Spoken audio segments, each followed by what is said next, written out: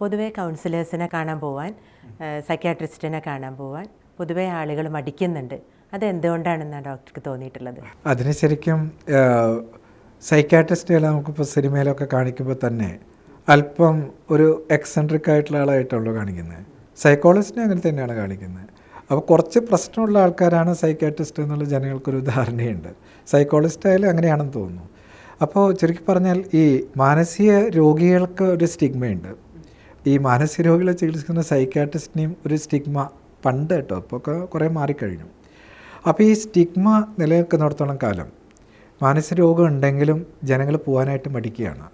കാരണം ഞാനെങ്ങാനും സൈക്യാട്രിസ്റ്റിനോ അല്ലെങ്കിൽ സൈക്കോളജിസ്റ്റിനെ കാണിക്കാൻ പോകുന്നത് മറ്റുള്ളവരെ കണ്ടുപോകുമോ, അല്ലെങ്കിൽ ഞാൻ ഈ കഴിക്കുന്ന മെഡിസിൻ മെഡിക്കൽ ഷോപ്പിൽ നിന്ന് വാങ്ങിക്കുമ്പോൾ അവരിപ്പോൾ ഞാൻ ഒരു സൈക്യാട്രി മെഡിസിൻ കഴിക്കുന്നത് അങ്ങനെ കണ്ടു കഴിഞ്ഞാൽ എന്നെ അവർ മാനസിക രോഗിയാണെന്ന് മനസ്സിലാക്കില്ലേ, അത് മോശമല്ലേ, ഇനി ഞാൻ എങ്ങനെ സമൂഹത്തിൽ ജീവിക്കാം, എനിക്കിനി കല്യാണം കഴിക്കാൻ പറ്റുമോ, അല്ലെ എൻ്റെ കുടുംബത്തിൽ മറ്റുള്ളവർക്ക് കല്യാണം കിട്ടുമോ, കുടുംബത്തിൻ്റെ അന്തസ്സ് മാത്രം പോയില്ലേ, അങ്ങനെ ചിന്തിച്ചുകൊണ്ട് രോഗമുണ്ടെങ്കിൽ പോലും ചികിത്സിക്കാത്ത കുറേ ആളുകളുണ്ട്.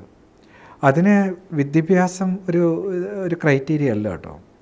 നമ്മൾ വിചാരിക്കുന്ന പോലെ വിദ്യാഭ്യാസം കുറഞ്ഞ ആളുകൾക്കല്ല ഇത്തരത്തിലുള്ള സ്റ്റിഗ്മയുള്ളത്.